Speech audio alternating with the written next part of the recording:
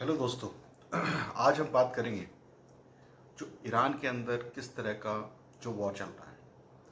ठीक है, तो सबसे पहले हम देखते हैं कि जो ईरानी रेवोल्यूशन जो स्टार्ट हुआ था, वो ईरानी रेवोल्यूशन कहाँ से स्टार्ट हुआ। तो यहाँ पे आप देख पा रहे होंगे कि ईरानी जो रेवोल्यूशन है बेसिकली ये जो स्टार्ट हो गया था, ये स्टार्ट तो बहुत ही अर्ली टाइम में ही हो गया था, करीब करीब 1905 में, 1905। तो यहाँ पे आप देख सकते हैं कि ब्रिटेनिका का ये जो यहाँ पे पूरी हिस्ट्री है, तो हिस्ट्री में क्या दिया हुआ है कि रजा शाह जो थे, इसके पहले मोनार्की सिस्टम चलता था यहाँ पर, जो 1921 तक चला। उसके बाद में जो है 1953 में जो पावर स्ट्रगल था मोहम्मद रजा शाह और प्राइम मिनिस्टर जो था मोहम्मद मोसाद मोसाद ये प्रोनाउंसिएशन आप देख लेना एक बार। तो इस पर्टिकुलर जब वहाँ पे जो प्राइम मिनिस्टर था, ये भी हालांकि जो फॉरेन एजेंसीज है जो यूके की और यूएस की, तो सेकेंड वर्ल्ड वॉर के बाद में जो जो कोल्ड वॉर स्टार्ट हुआ था, तो उसके एवज में जो ये पावर जो स्ट्रगल था कि वहाँ पे पहले ऑलरेडी प्रधानमंत्री नियुक्त था एक, जिसका नाम था मोहम्मद मोसाद, बट उसको हटा करके और जो पूरा पार्लियामेंट्री सिस्टम है उसको ख़त्म करके दोबारा से जो है मोहम्मद रज़ा पहलवी, जो कि मोनार्की सिस्टम यानी कि राजा किंगशिप सिस्टम था, उसी के अंडर में दोबारा से ये सत्ता दे दी। क्यों? उसके पीछे की रीज़न, क्योंकि यूके और ये जो यूएस है, ये चाहते थे कि यहाँ पे जो है वो एक कैपिटलिस्ट सिस्टम है ना। और जबकि जो प्रधानमंत्री था उस समय, वो थोड़ा प्रो रशिया था, तो इसीलिए यूएस ने क्या किया कि इसको उखाड़ फेंका और दोबारा से किंगशिप ले आए। और उसी राजा ने, मोहम्मद शाह पहलवी ने, दोबारा से फिर क्या किया, वहाँ पे एक वेस्टर्नाइज कल्चर और ये सब चीज़ें, वहाँ पे इन्वेस्टमेंट स्टार्ट किया। और इसी बीच में जब ये वेस्टर्नाइजेशन स्टार्ट हुआ, तो एक बीच का एक दौर आया 1970 के आसपास का। 1970s में क्या हुआ कि अगर आप देखेंगे तो 1970 में जो इनकी अर्थव्यवस्था है, यानी कि ग्लोबल एक इकोनॉमिक रिसेशन स्टार्ट हो गया था। उस ग्लोबल इकोनॉमिक रिसेशन के अंदर जो ईरानियन रजीम है, जो ईरानियन जो वेस्टर्नाइज जो कल्चर है, यानी कि जो पहले से वेस्ट वर्ल्ड के टच में आ गए थे और वहाँ पे काफ़ी इकोनॉमिक ग्रोथ भी हुई थी, तो उसमें लोगों को थोड़ा झटका लगा। उस चीज़ से क्या हुआ कि अनएम्प्लॉयमेंट वगैरह जनरेट हुआ, जिसकी वजह से जो आम पब्लिक है, आम पब्लिक को उसमें घाटा हुआ।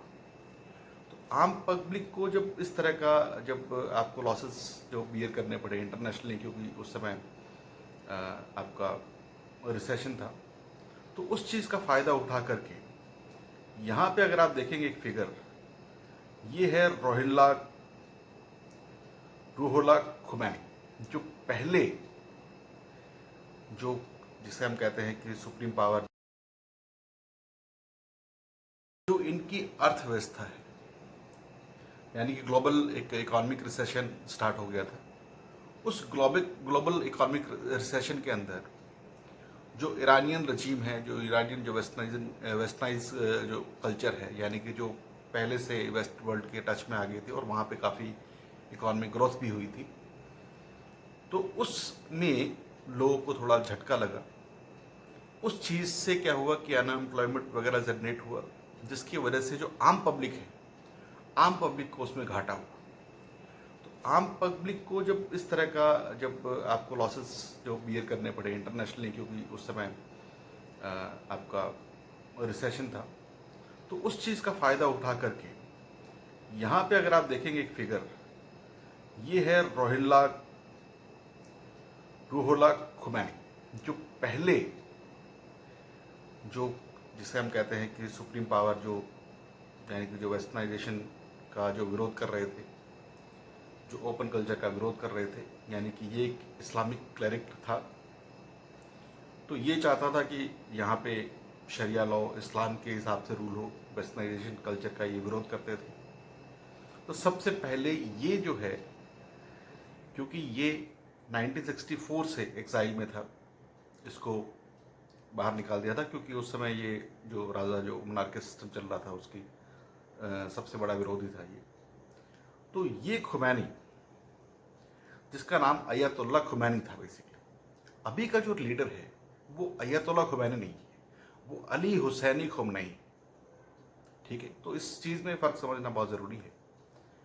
तो यहाँ पे अगर आप देखेंगे तो इसकी जो डेथ हो जाती है वो करीब करीब 1980 में इसकी डेथ हो जाती है।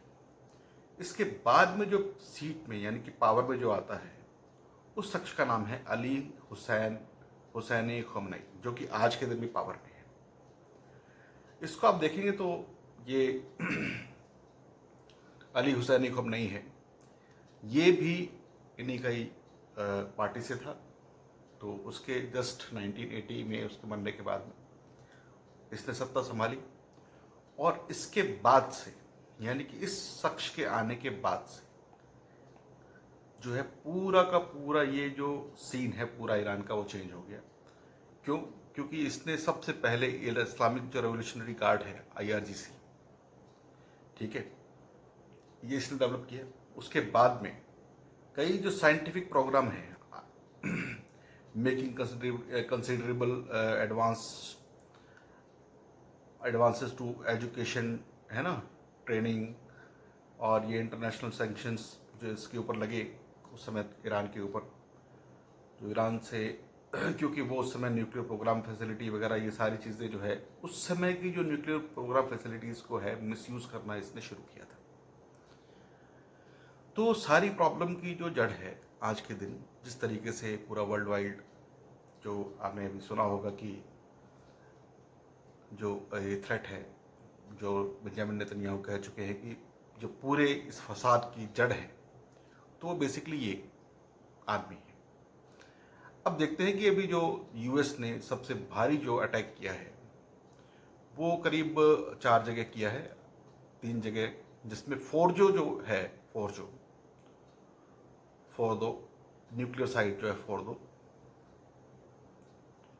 ये जो है ये सबसे बड़ी महत्वपूर्ण न्यूक्लियर साइट है। यहाँ पे अगर आप देखेंगे तो यहाँ पे आपने देखा होगा कि जो US ने बहुत ही अपने भारी, जो वर्ल्ड के सबसे बड़े खतरनाक जो बॉम्ब की लिस्ट में आते हैं, वो बॉम्ब यहाँ पे गिराए।